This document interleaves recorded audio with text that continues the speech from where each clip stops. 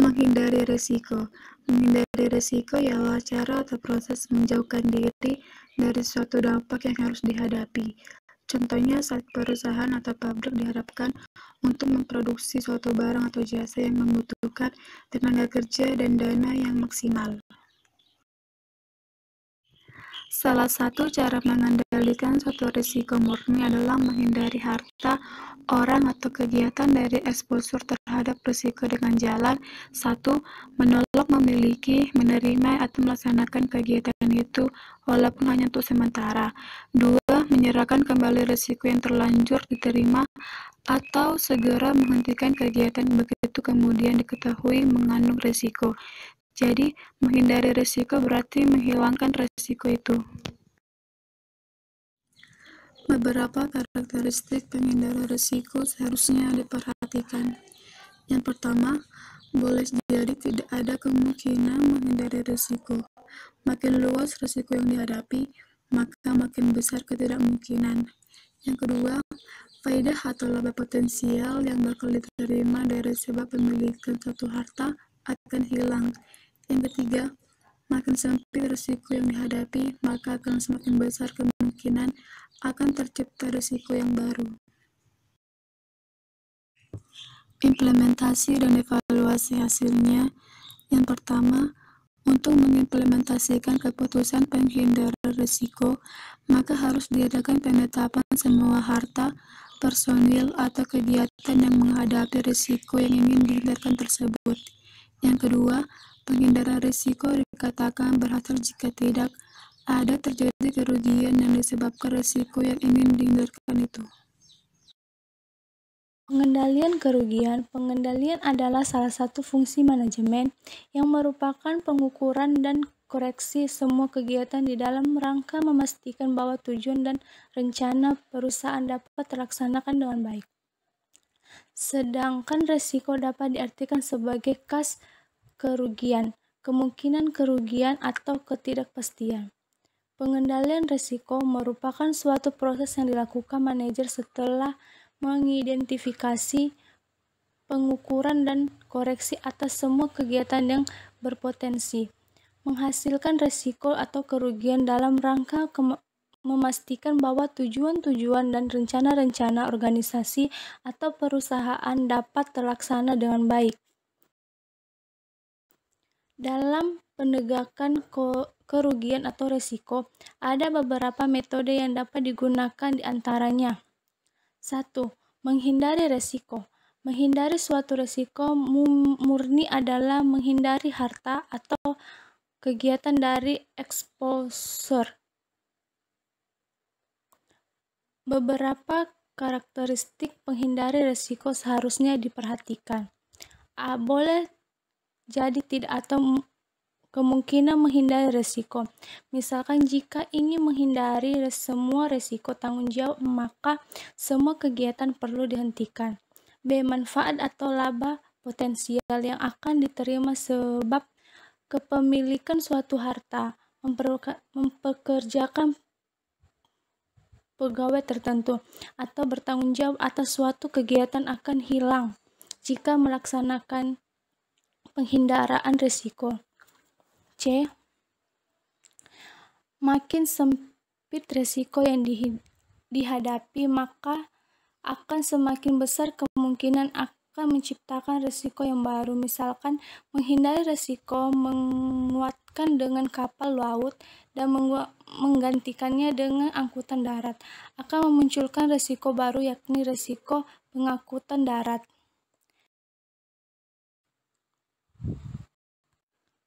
2. Mengendalikan kerugian. Tujuan mengendalikan kerugian adalah suatu memperkecil kemungkinan atau peluang terjadinya kerugian dan mengurangi keparahan bila suatu risiko kerugian memang terjadi. Pengendalian kerugian dibagi menjadi 4, yaitu 1. Melakukan tindakan pencegahan dan pengurangan kerugian. 2. Program pengendalian kerugian berdasarkan sebab terjadinya. C. Pengendalian kerugian menurut lokasi. D. Pengendalian menurut teknik. 3. Pemisahan atau Rex Rudition. Pemisahan artinya memisahkan pendapatan dari harta yang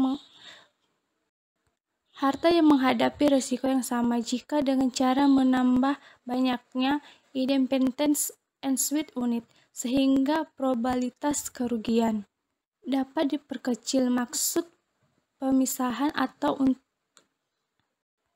untuk mengurangi jumlah kerugian akibat terjadinya perlil. 4. Kombinasi atau pooling. Kombinasi atau pooling adalah menambah banyaknya poser unit dalam batas kendali perusahaan yang bersangkutan, dengan tujuan agar kerugian yang akan dialami lebih dapat diramalkan sehingga resikonya lebih kecil. Misalkan perusahaan transportasi memperbanyak armadanya agar peluang terjadi kecelakaan diperkecil. Pemisahan atau kombinasi pooling. Yang pertama, pemisahan. Pemisahan artinya memisahkan penempatan dari harta yang menghadapi risiko yang sama. Jadi, dengan cara menambah banyaknya independent exposure unit sehingga probabilitas kerugiannya dapat diperkecil. Maksud dari pemisahan adalah untuk mengurangi jumlah kerugian akibat suatu peril. Contohnya seperti perusahaan yang mempunyai banyak truk, maka untuk memperkecil kerugian karena kebakaran, truknya disimpan dalam beberapa pool. Yang kedua, kombinasi atau pooling. Kombinasi atau pooling adalah menambah banyaknya exposure unit dalam batas kendali perusahaan yang bersangkutan, dengan tujuan agar kerugian yang akan dialami lebih dapat diramalkan, sehingga risikonya lebih kecil. Untuk ini, salah satu cara yang ditempuh adalah dengan mengadakan pengembangan internal. Contohnya adalah yang pertama, perusahaan transport memperbanyak armada truknya, agar probabilitas terjadinya kecelakaan diperkecil. Yang kedua, perusahaan asuransi mengkombinasikan risiko murni dari banyak tertanggung. Pemindahan risiko. Pemindahan risiko dapat dilakukan dengan 3 cara. Cara pertama, harta milik atau kegiatan yang menghadapi risiko dapat dipindahkan kepada pihak lain, baik dinyatakan dengan tegas maupun berikut dengan transaksi dan kontrak. Seperti contoh, perusahaan yang menjual salah satu gedungnya. Dengan sendirinya, ia telah memindahkan risiko tersebut yang berhubungan dengan pemilikan gedung itu kepada pemilik baru. Ada juga perusahaan yang menyerahkan sebagian kegiatan perusahaan kepada kontraktor dengan tujuan untuk memindahkan segala risiko yang berhubungan dengan pekerjaan itu. Cara kedua, risiko itu sendiri yang dipindahkan. Dengan contoh, pada suatu kasus persewaan gedung, penyewa mungkin sanggup mengalihkan kepada pemilik berkenaan tanggung jawab kerusakan gedung karena kealpaan si penghuni. Contoh yang dikemukakan di atas, transferee memaafkan transfertor dari tanggung jawab, karena itu exposure sendirilah yang dihilangkan. Cara ketiga, suatu risk financing transfer menciptakan suatu loss exposure untuk transferee. Pembatalan perjanjian itu oleh transferee dapat dipandang sebagai cara ketiga dalam risk control transfer. Dengan pembatalan itu, transferee tidak bertanggung jawab secara hukum untuk kerugian yang semula ia setujui untuk dibayar. Risk financing transfer dapat dilakukan dengan 2 cara. Yang pertama, transfer risiko kepada perusahaan asuransi. Yang kedua, transfer risiko kepada perusahaan lain yang bukan perusahaan asuransi.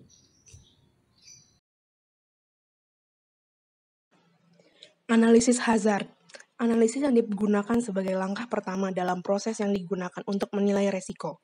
Hasil analisis bahaya adalah identifikasi berbagai jenis bahaya yang dianggap dapat menimbulkan kerusakan atau terganggunya proses atau aktivitas di dalamnya hingga kecelakaan kerja. Pengenalan metode-metode identifikasi bahaya. 1. What if atau checklist. Dalam cara ini, tiap-tiap proses dipelajari melalui pendekatan brainstorming untuk memformulasikan tiap-tiap pertanyaan mencakup peristiwa yang akan memunculkan konsekuensi yang tidak diinginkan. Masing-masing pertanyaan dibagi ke tahapan, operasi, teknik, pemeliharaan, serta pengawasan. Cara what if atau checklist bisa dipakai untuk mengidentifikasi bahaya potensial dari tiap-tiap tingkatan proses. Cara ini akan efisien jika dikerjakan oleh tim yang memiliki pengalaman untuk evaluasi suatu proses. 2. HAZOP, Hazard and Operability Study, dipakai untuk mengidentifikasi persoalan dari operasional proses yang bisa mempengaruhi efisiensi produksi serta keselamatan. HAZOP adalah cara identifikasi resiko yang fokus pada analisa terstruktur tentang operasi yang berlangsung.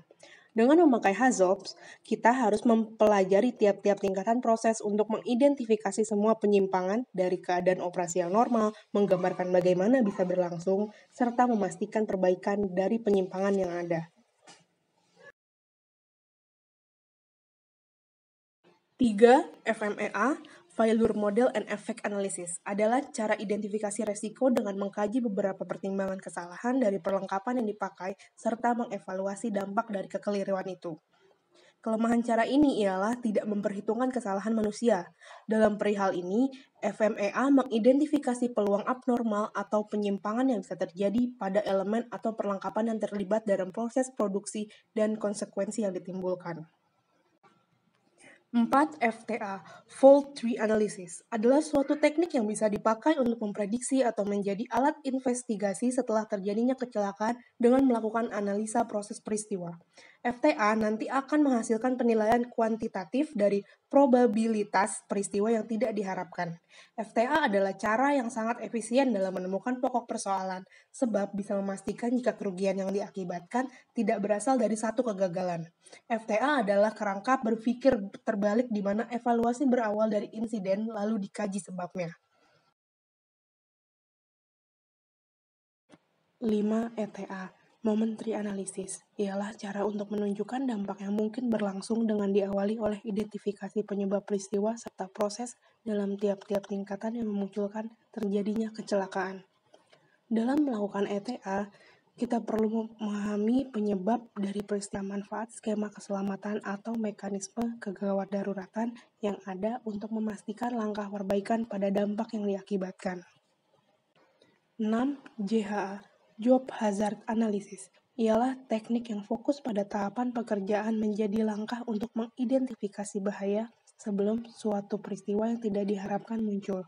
Cara ini lebih fokus pada hubungan pada pekerja, tugas atau pekerjaan, alat, serta lingkungan.